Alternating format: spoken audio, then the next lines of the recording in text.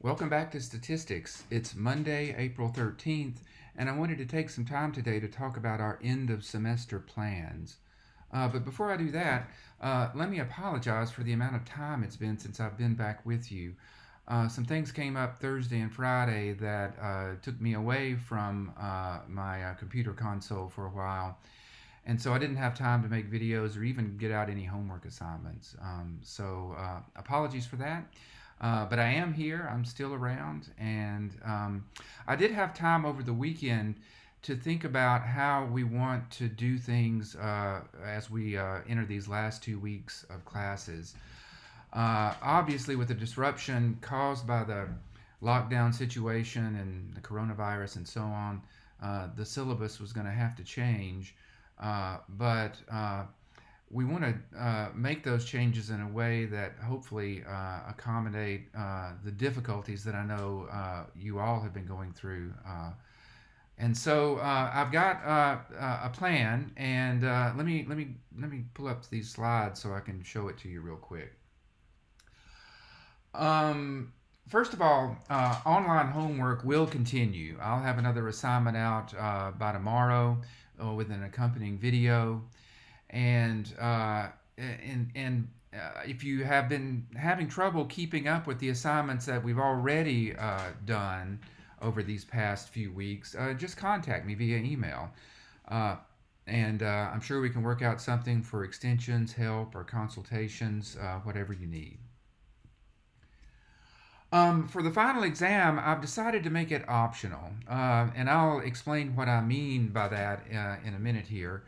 But if you do elect to take the final, I will email it to you, and you'll be honor bound to take it in a single 3 hour setting. It will be open book, and of course, you can use your calculator, but no other resources would be allowed. So that would include the internet and so on. The only internet you could use would be to refer to our textbook, which of course is online. And then once you completed the final, I would ask you to write the time at which you began it and the time at which you completed it on the front page, and then make a scan or photo of your responses and email them back to me. Okay, so what are the options for taking the final? Well, the first option is just not to take it. And in that case, I would compute your course average as essentially a weighted average according to the syllabus, but taking into account what we've done and what we haven't done. So we have been able to continue the online homework, and so that'll count 15% of your grade. The tests were originally 60% of your grade, and we only had one of those before we broke for the spring holiday. So that would mean 20% for test one. And then that would be it. So the total weight would be that 0.35. So this is a weighted average of the work you've done over the semester. And I'll show you a specific example in a second about how that would work. Option two would be to take the final exam. And in that case, I would work it into that same formula with the same, principle. That is, things weighted as they were in the syllabus, but taking into account what we've been able to do and not do. And so there you see the formula: 15% of the homework, 20% of test one, and 25% for the final, but the total amount is only the 0.60, the sum of those weights. So how would these options play out in a specific case? Well, of course, that'll depend on what your specific grades are, but let me just show you an example. Suppose you had a student who had a homework average of 85 and a test one of 60%. In that case, using that formula for option one, the course average would wind up being 74.83%. And so, relatively, the homework is counting more here, and that's because some of the other stuff, like test two and three, just aren't in the picture.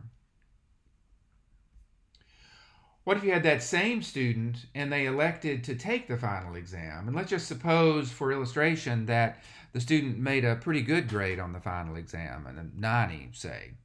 Well, applying the formula for option two, that student's grade would wind up being 80.8. So you can see that there's a possibility with option two of improving a poor result on test one, going back without the final exam, the student wound up with a 74.3. Doing well on the final enabled the student to pull that up to almost an 81. So that is an improvement. Of course, the risk is you could also do poorly on the final exam, and that could just in the same way decrease your course average. So as far as this course grade option is concerned, I'll need to know which option you choose by Sunday, April 19th at 11 p.m. In fact, what I'll do here is just I'm going to put up a little homework assignment, and the only question on it will be, what option do you choose for the final exam? And I'll make that homework due on the Sunday, so that you'll just indicate to me that way how you want to do it. And of course, you can indicate that beforehand as well. So those are the options. I am happy to talk about your specific situation. If you'd like, just shoot me an email and I'll let you know where you stand. And, you can follow those examples that I just showed you to kind of game out what your possibilities are. And then just stay tuned. Tomorrow, there'll be another homework assignment and another video. And we'll finish out these last 2 weeks and then hopefully bring in the semester for a smooth landing. I guess as smooth as it could possibly be, right, given all the disruptions. As always, stay tuned, stay in touch, contact me if you have any questions whatsoever, and I will be back in touch with you again tomorrow. Y'all take care.